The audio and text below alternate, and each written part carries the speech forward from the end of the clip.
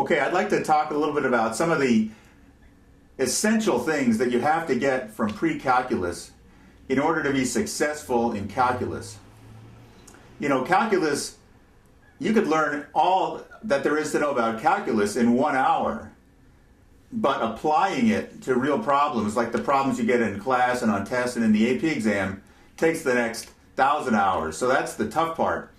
And all these things here, I've got a laundry list of topics that I've observed over the years that students always seem to forget from pre-calculus, and then it just comes back to haunt them. So I want to go through these one by one, and I'll probably break this into a bunch of little videos too at some point. So let me just launch in here, and you may find it's useful just to keep this page open always. Then you can just use your little slider bar to scroll to whatever problem type you're having trouble with and just refer back to it. So let me just go through the list really quickly. So we have f of x equals c. How do I solve this equation? What do I do now? Manipulating exponentials and also fractional and negative exponents. Fractions a over b over c of that type, factoring, completing the square, common denominators, recognizing things at the macro level. Sometimes you have to be able to take quantities and piece them together as if the quantity were a single thing. Trigonometric functions, trig identities that are imperative to know, and then graphing, how to do simple graphing. So let me just launch into this. I hope you find it useful. We get a lot of emails, and I've seen this over the years. Students have somehow come up with an equation that looks like this. F of x equals some number c, right? So they'll have 3x squared plus 9x equals 7. And then they say, now wait, how do I solve this? Can I factor out an x times 3x plus 9 equals 7? And then they're like, what do I do now? Well, this is completely not correct, right? Don't ever do that. There's only one situation where you can factor and solve an equation, and that's where everything equals 0. So the thing to do with this is to say f of x minus c equals 0, and then factor this whole side of the equation, right? Because a times b times c times d equals 0, then we know that a equals 0, or b equals 0, or c equals 0, or d equals 0, right? So that's the only situation where you can factor something that you have any chance, but leaving this constant on one side of the equation, it'll never happen. So that's the first thing, how to solve an equation.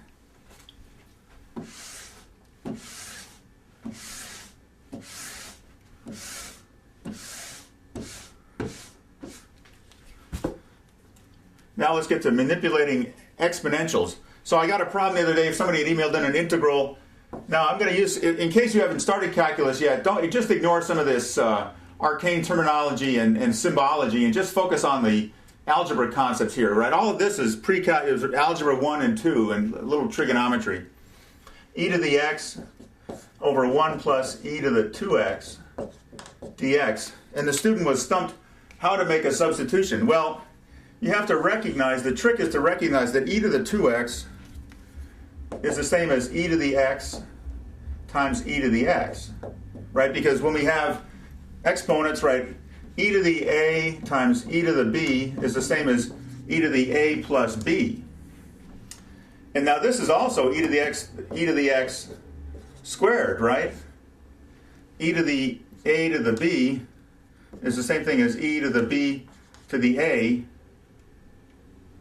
So the key is to recognize that this is actually e to the x squared, and then the substitution becomes obvious. So this little kind of manipulation of exponents is critical. Now let's talk about negative exponents. E to the minus 2a is the same as 1 over e to the 2a, right? So the minus sign means you put it in the bottom. E to the 1/3 is the cube root, right, of e. It's the same thing. So these are just simple things that everyone learns in algebra, but if you ever forget these, it's going to make your life difficult. Now let's look at one other variation on this.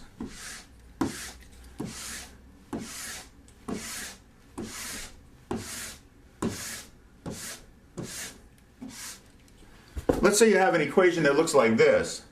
You've got x to the 1/3 plus x to the 1/2 minus 7 equals 0. Now, I don't know if this is actually going to work out, but at least I can illustrate the principle. Now, what are you going to do? It's so irritating to work with these fractional exponents, but what can you do here that will make your life much more simple? Well, you can always multiply through, as long as you multiply both sides of an equation by the same thing, right? So here I can multiply this times this whole thing times, now I have a 1/3, right? I want to get rid of the 1/3, so I'm going to multiply by x cubed. And I have a 1/2, right? And I want to get rid of that. So what I really should do is multiply by x to the 6th, right? Which is 3 times 2. And then what this becomes, I multiply 0 times x to the 6th, it's still 0. And then what I get is 6 over 3 is 2. So I get x squared plus, and then we have 6 over 2 is 3, x cubed equals 0. Now, I still can't necessarily solve this, but at least I'm a lot closer. Well, the equation is nonsensical, but at least I have something that's a lot more convenient to work with. So always, if you have fractional exponents, clear out all the fractional exponents before you try to solve anything.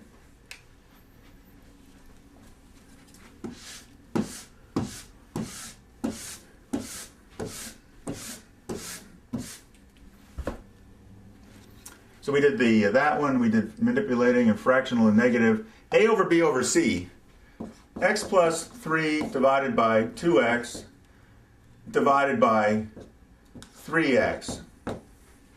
What do you do here? Well, this is indeterminate, right? This is ambiguous, because this could be x plus 3 over 2x, big line 3x, right? Or it could be x plus 3 over 2x, where this is the big line over 3x. So now you have to know where it came from in order to make that decision. Which of these two forms do you have? That's why I have always in my entire life never taken this shortcut, right? Because this one is actually x plus 3 divided by 2x times 3x. Whereas this one, no, I'm staying corrected. That's why I always write it out, because I might actually make a mistake. Let's think about this. Well, let me just show you the way to do this so that you'll never make the mistake. Always do it like this: A over B over C over D. And that equals, we know, A over B times D over C, right? So that's your get out of jail free card for any of these problems. So in this case, where do we put the D term in? Well, the D goes here, right, over 1. Whereas here it's x plus 3 over 1. So this then is going to be x plus 3 over 2x times 1 over 3x, which is x plus 3 over 6x squared. Whereas this one is going to be x plus 3 over 1 times 3x over 2x, which is 3x plus 3x squared plus 9x divided by 2x, right? Totally different. So that's the key, is always add that fourth number wherever it goes and then use the rule.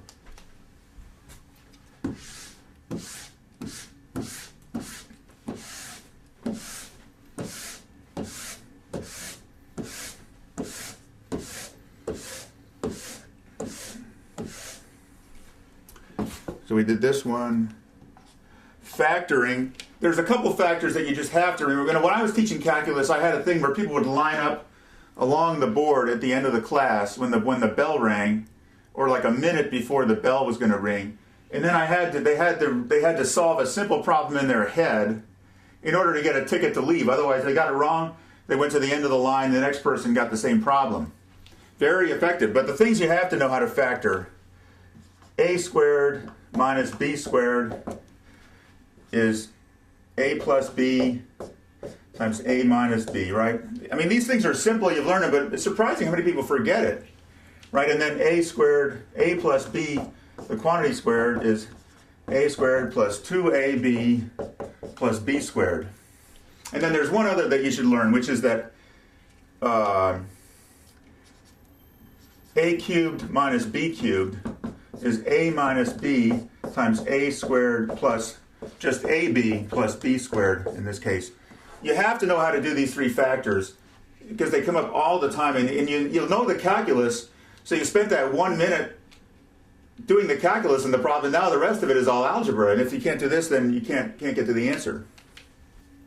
Completing the square, right? So let's say we have something like this. We're trying to write the equation for a circle. So we're given something that looks like this.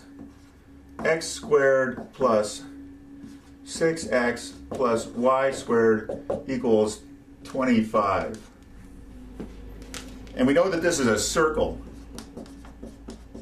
And before we can go any further, we have to figure out where the circle is, right? So we need to put this into the standard form for a circle, which is x minus h squared plus y minus k squared equals r squared. But we don't have the right pieces to do it, so we have to complete the square, right? So what we do is we take this and we say, okay, this is the same as x squared plus 6x plus something, right? Which is going to make this a perfect square. Now, remember our formula, a plus b squared is a squared plus 2ab plus b squared. So here the 6x represents, and here's the x, right? So the 6 represents 2ab. So now what number would make 6x 2ab, right? We can even do this as an equation. We can say 6x is 2x times b, right? Because the a is the x.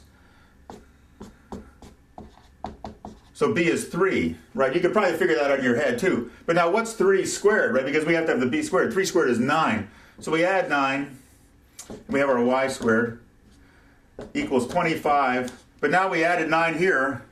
We have to add 9 here too, right? We can only add the same number to both sides. So now we have here x plus 3 squared plus y squared equals 36. 34, what am I saying? 34. So obviously the center of this circle is at minus 3, 0, and the radius is square root of 34. So that's how you would do that in this case. This comes up also when you're trying to do some of those trig identity problems, inverse trig integrals where you have square root of some polynomial in the denominator. But you don't have the whole polynomial. So that's completing the square.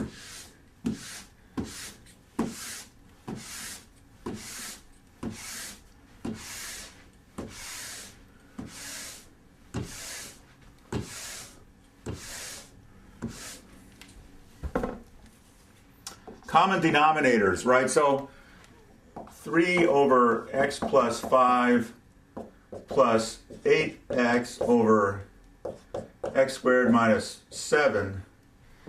Let's find a common denominator here. Well, are there any factors, right? This we could factor into x plus square root of 7 times x minus square root of 7. Does that help us? No, because it's not the same as this. So that's true but of no value. So the only thing to do then is to cross multiply.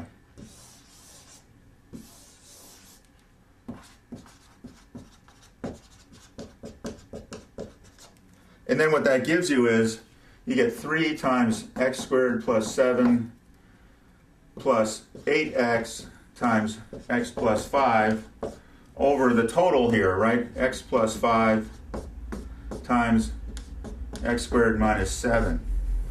So that's the only way to make a common denominator. Now you may also have a problem that's especially gnarly where you've got to make a common denominator, but you also have your a over b over c over d issue. And so make sure you always normalize it, put it in this standard construct before you try to do your cross multiplying or look for common factors.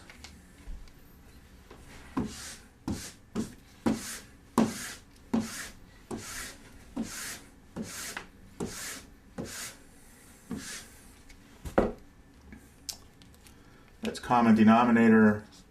Recognize things at the macro level. So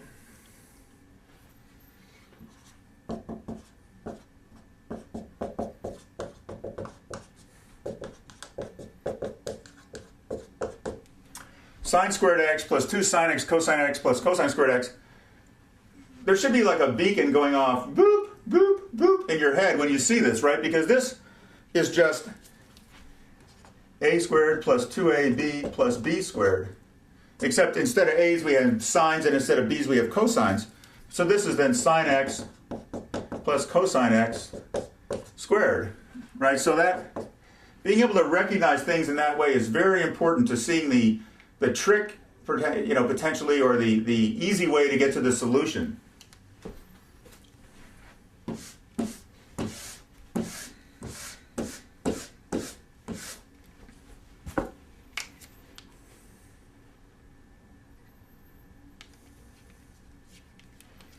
Recognize things at macro level, trig functions. Okay, let me take a few minutes to talk about everything you need to know about trigonometry.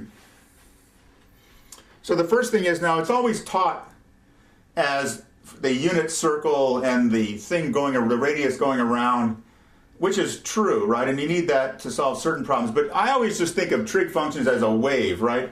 The idea of a wave, something that goes up and down, up and down, up and down forever, is just an inherent part of our universe. So I just prefer to think of them as waves. Just, so sine x is a wave, right? And it happens to have a particular format.